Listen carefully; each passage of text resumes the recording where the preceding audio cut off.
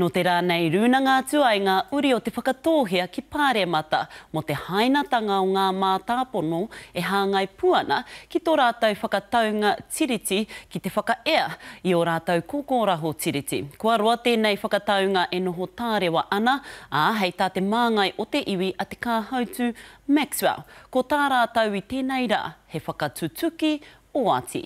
Nei rā te pūrongo a Hania Douglas. Ko te whakatōhea, te whakaeke nei.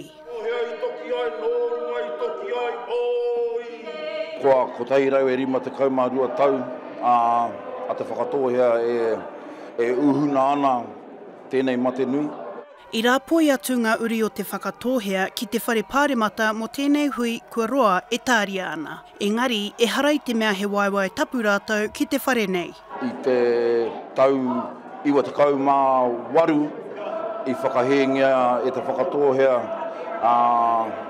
te hōmaitanga te kāwanatanga, wha te kau miriona, rua te kau tau ki muri nei, anā ko hoki mai anō te whakatōhea ki te haina i te whakaitanga ki Wainganui i a mātou me te kāwanatanga.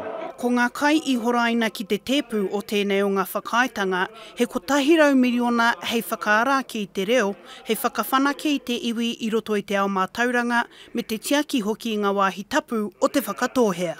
Anei tēnei rā, kua whakatutuki tā mātou i oati ai,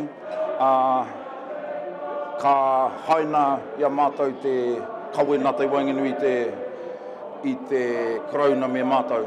Me te karakia i te kawenata, ko te taki o te kawenata,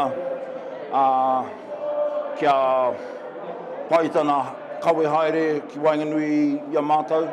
Me te aha, kei te mihi te māngai o te whakatōhea a te kāhautu Maxwell ki te minita takitiriti. Te aroha nui o te minita Finlayson, ki te hara mai, ki te tiki mai, te ringa o te whakatōhea, i te mea i panaia mātou ki muri rāno o te raina, ana nāna i haere ki muri i te tō mai a mātou ki mua. I nāia nei he tau kumekume te mahi kia puta he hua ki ngā uri o te whakatōhea. Hania Douglas, Te Karere.